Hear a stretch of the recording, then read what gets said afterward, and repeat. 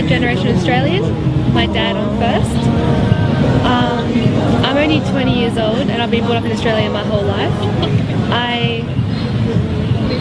I was brought up to be kind of prejudiced, and so I always had a bad view about Muslims.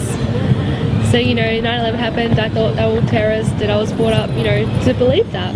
I was brought up to be a Christian, but by Christian it means I could still go out and drink and do everything because I believe that Jesus died for my sins and I was forgiven.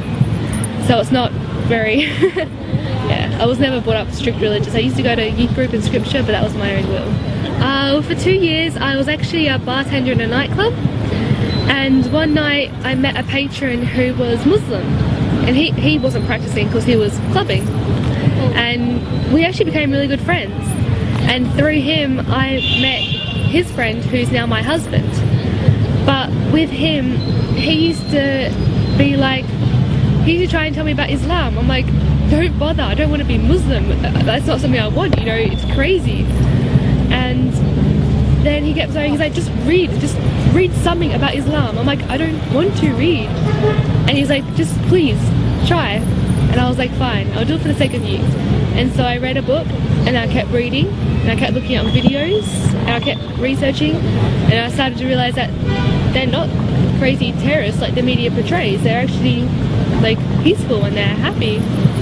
He got the number for a revert that's in Perth, and so I went to go see her that week, and I met her, and just seeing how happy she was and her family was, and she told me about Islam, and by the end of it I was sitting down with her for about 3 hours. I almost started crying, and she stopped. She's like, you're gonna cry? I'm like, no, I'm fine. But it's like I was looking for something my whole life, and meeting her is when I found it, and what I found was Islam.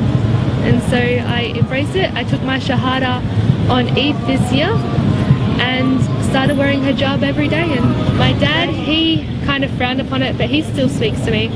And my mum, it took her a few weeks, but she saw how happy I was, and she didn't want to question, like she didn't want to say, oh, don't want you to be happy. So that's changed for the better, and I am really, really happy. And